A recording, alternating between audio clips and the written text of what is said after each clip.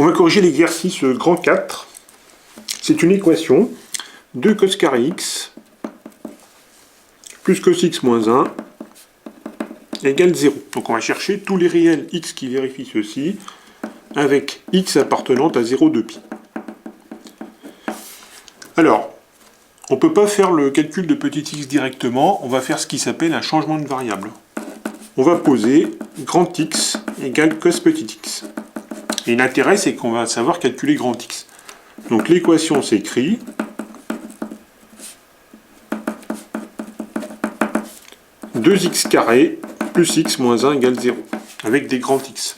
Et ça, on sait le faire parce que c'est une équation du second degré. Donc il y a plusieurs méthodes.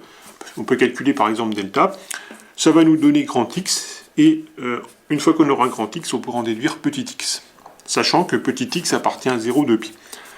Pour résoudre cette équation du second degré, on peut calculer delta, mais on peut aussi utiliser les racines évidentes. Il y a moins 1, qui est une racine évidente. Donc grand x1 égale moins 1 est une racine évidente.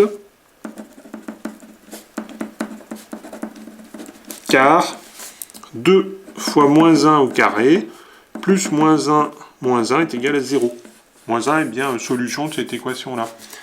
D'autre part, on sait que le produit des racines, c'est c sur a.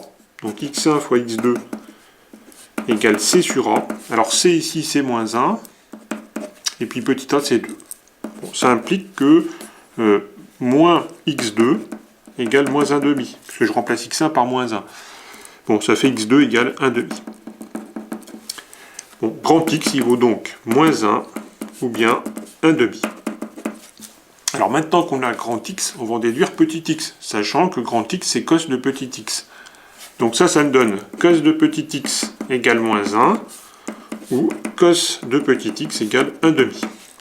On a deux cas qu'on va faire séparément. Il faut trouver petit x. C'est toujours la même chose, on va chercher sur le cercle trigo l'image de x. Soit m, l'image de x. Alors par définition, on sait que cos x, c'est l'abscisse du point M. Cos de x est l'abscisse de M. On fait un cercle trigo. On a un repère OIJ. On sait que l'abscisse de M, c'est moins 1. Et bien on va placer donc le point M, qui est sur le cercle trigo et qui a pour abscisse moins 1. Il n'y a que celui-là qui convient. Le point M est ici. Maintenant, il faut trouver les réels qui repèrent le point M. Bon, sachant que ici, on est dans l'intervalle 0,2 pi. Eh bien, il n'y a que pi. D'accord ? Je pars du point I, je parcours une longueur égale à pi, j'arrive ici. Ça, c'est l'image de pi. Et puis, entre 0 et 2 pi, il n'y a que cette valeur-là qui convient. Donc là, on a pi. Deuxième cas, cos x égale à demi, soit M l'image de x.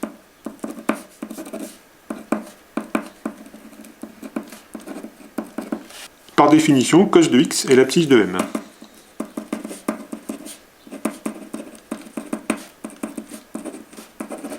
On fait un cercle trigo. On a le repère OIJ. On sait que l'abscisse du point M, c'est 1 demi. Je repère 1 demi en abscisse. J'ai deux possibilités pour le point M, ici et ici. Et je vais chercher les réels correspondant au point M, mais qui sont entre 0 et 2 pi. Puisque x appartient à 0,2 pi. Si j'ai un demi en abscisse ici, je sais que j'ai pi sur 3 ici, ça c'est à savoir par cœur. Et après j'aurai une fois pi sur 3, 2 fois pi sur 3, 3 fois pi sur 3, 4 fois pi sur 3, 5 fois pi sur 3. Donc là j'ai 5 pi sur 3, et il n'y a que ces deux valeurs-là qui correspondent entre 0 et 2 pi. Donc finalement, l'ensemble des solutions de l'équation, c'est S égale, alors faut ordonner, donc il y a d'abord pi sur 3, ensuite on a pi, et ensuite on a 5 pi sur 3. Et voilà l'ensemble des solutions.